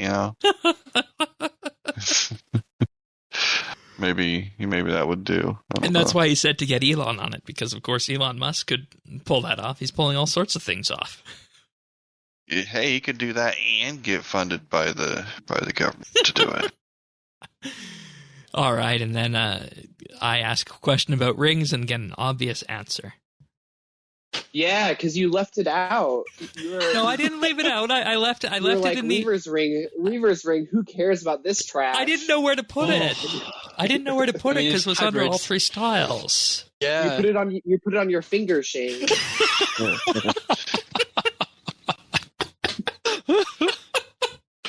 Yeah. David's wonderful with the quick quips there, isn't he? Yep. But yeah, that was a fun episode to record and very long, but I think perhaps one of our most informative episodes for everybody. And if there's going to be a time capsule episode of 2021, that would probably be it. Yeah, that was a good episode. And I think you're right. It really did. It wrapped up this year because this year was so involved with PVM. Yep. All right. And speaking of wrapping things up, we have come to the point where we have our last clip of the year, and this one's really fitting given 20 years of RuneScape. And we're going to paint a picture about bows and arrows as well as we move through the range section. With that. Are we going to do it on caves? No. Oh. Okay. You could do a cave painting while Thaxi does math, though.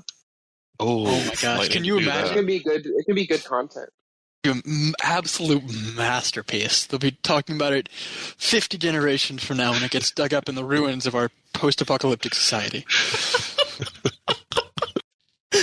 Oh my God. This is the time capsule. Oh, yeah, they're going to find RSBANDB update episodes. But they seemed so smart. What happened?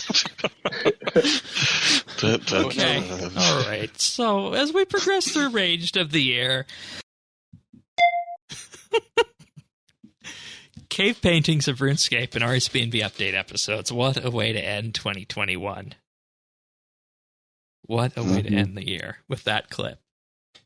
And it's true, right? Because bows and arrows were slept on this year, honestly. Thaxi did math. and I said I was going to paint a picture, and David says, "Yeah, Tanis, you go paint the picture on a cave wall."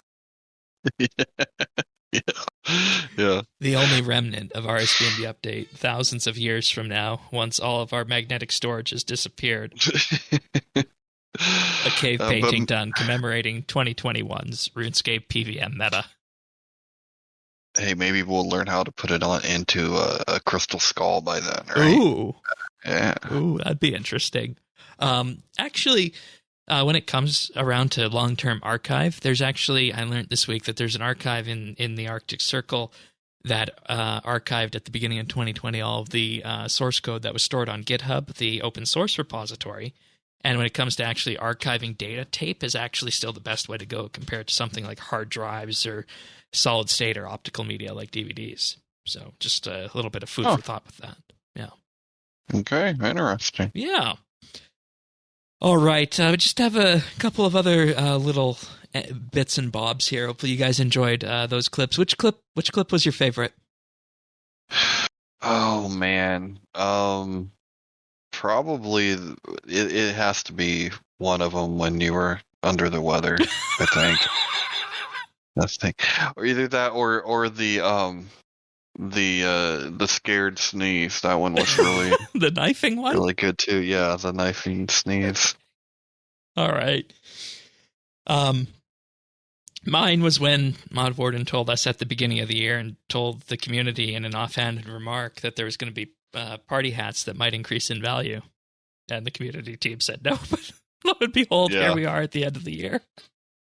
Yeah, that's that's classic. Makes you wonder if they knew they were going to do a golden party hat from the beginning. They must have some inkling of something. Because that's just too funny to kind of gloss over, right? Yeah.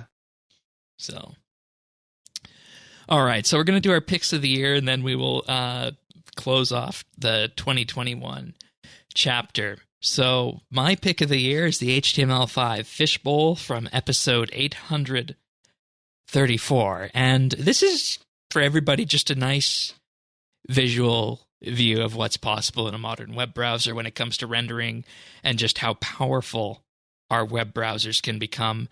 And it's also a fun way of testing your computer, testing your smartphone, because what you can do is you can just press the go button and it will keep adding fish to this fishbowl, this virtual fishbowl, until your browser slows to a crawl. So you can go and compare with your friends just how many fish you were able to get on your HTML5 fishbowl.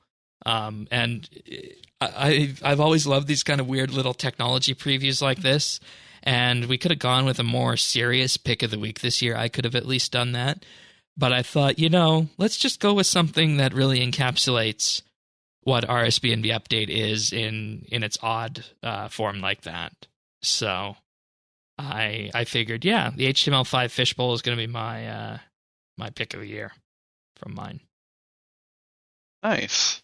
And the link will be in the show notes at update.rsbnb.com to that. Okay. Very cool.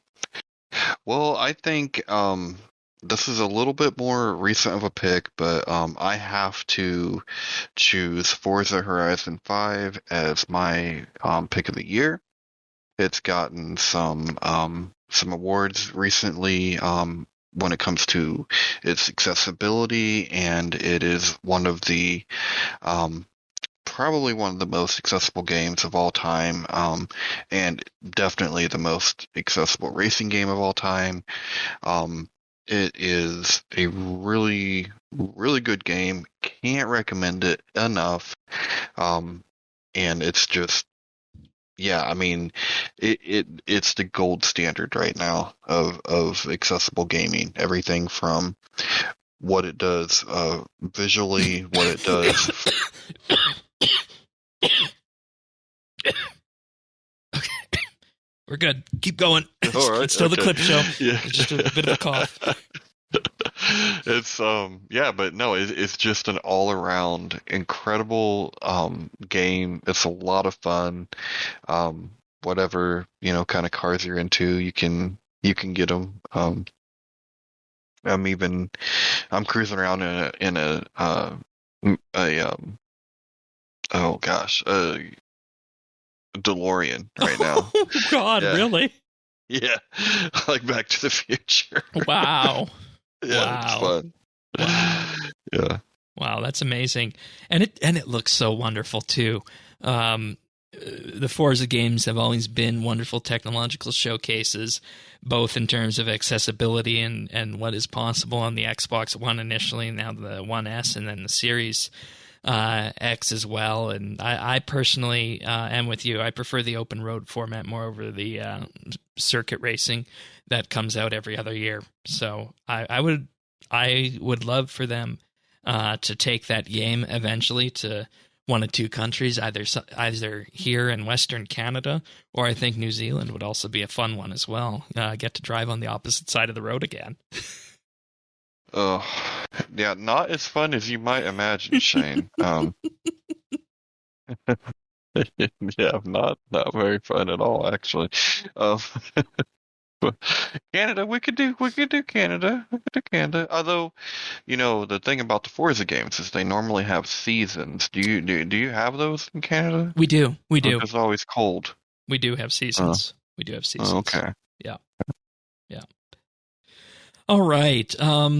Just a update here on my iPhone 13. I'm currently up to 1,948 fish before it starts to slow down. On the fishbowl. So that's what that's good for. Any remarks? Any closing words you'd like to deliver to our listeners before we say goodbye to 2021? I want to thank everybody for listening, and you said it before, but we really can't do this without everybody and all of you.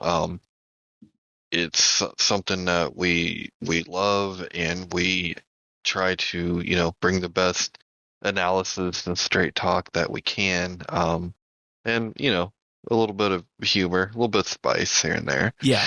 But I think it was a good year. It had its challenges and its ups and downs. Going into 22, I think we're in a really good position. We're really strong, and I just look forward to seeing what will happen, in Jagex's and RuneScape's 21st year, right? We'll be old enough to drink next year. So hey. New executive producer, lots of changes on the way. We got the first glimpse of the first 2022 update today. Het's Oasis replacing the Duel Arena. And I'd just like to say, going back, 2021 started a lot like 2020, and everybody hoped that this year things would get better, and they did. And they didn't at the same time. And the one constant, of course, was this show, RSBANDB Update. And as you said, we love gathering each week to share the news of the week, the RuneScape news of the week with you, share our opinions on it. And, of course, the biggest one for me is listening and interacting with you, our listeners. Because the worst thing is a podcast that's a one-way street where the hosts are talking at people. And I'm so proud as content creators that we encourage that discourse going both ways, whether it be in the YouTube comments, the Discord, the Friends chat, you name it, practically anywhere. We will talk to anybody. And that was one of the things when we were setting up the Patreon, is that we looked around, and one of the things people do is they grant access to the hosts. And I said, no, we're not going to do that, because we have always done that, and we're not going to change that for Patreon. And I feel like it's worked really well. And that leads me to say that, looking back, I feel a little self-conscious in saying this, but 2021 was one of the best years ever for RSBANDB Update. We're all RuneScape veterans, and the 20th anniversary was incredibly special for all of us. It's years of memories, friendships, new and old. And this game and community is ultimately our own. And I hope that throughout this year, our podcasts have been insightful and informative and have enriched your RuneScape experience in some way, or even at the very least just brought a smile to your face. RuneScape has a vibrant community, and with that, we wouldn't be here without the fine people at Jagex HQ. Everybody who makes the game that we play ultimately made this year possible, And a big thank you needs to go out to all the JMods for that. They don't get that enough, so thank you. But we also, of course, need to once again thank those JMods who have moved on to other prospects and opportunities this past year.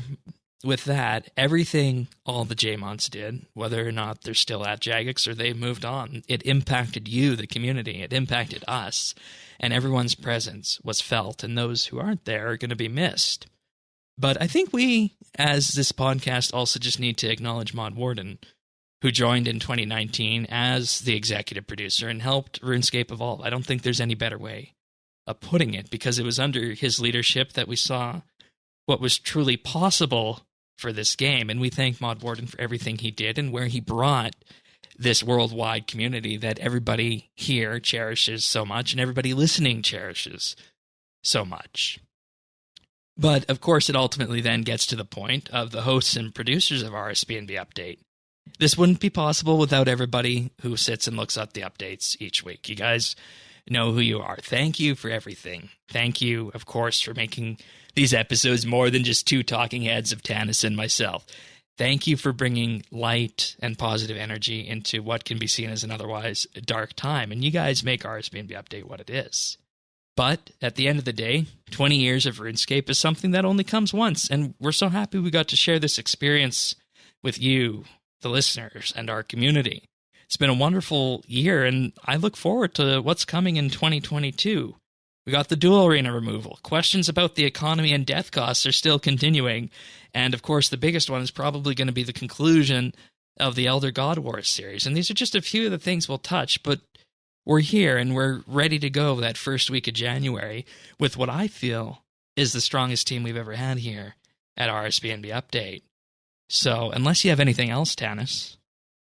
No, I firmly agree. I feel the same way. We, it's funny that, a show that's been around as long as we have can still be growing and still be getting stronger every year. But in a lot of ways, we reflect RuneScape in the same way that we're only getting stronger. And, it's a testament to what we all do, I think. So I'm looking forward to 2022 and seeing what that will bring. I think it's no surprise that I was a big fan of Mod Warden, and I hope to see what he does next. I'm sure it'll be something special. And the new EP, we'll welcome him with open arms and hope that we can, get some stability and continue on all the good things that Mod Warden started. Indeed. And that starts with the first episode of 2022 next week, as you guys are hearing this, discussing Het's Oasis. So with that being said, we'll see you then. Have a good week, everyone. See ya.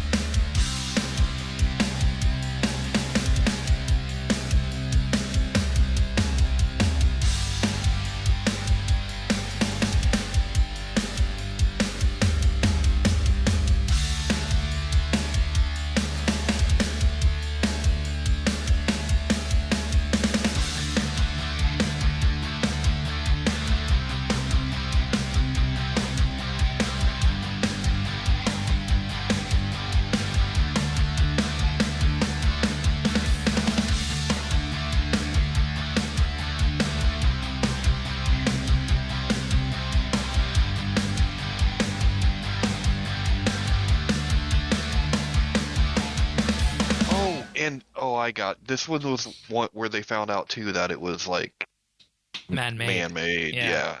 I don't know. Whoa. I don't know if I hate it that much, but I mean,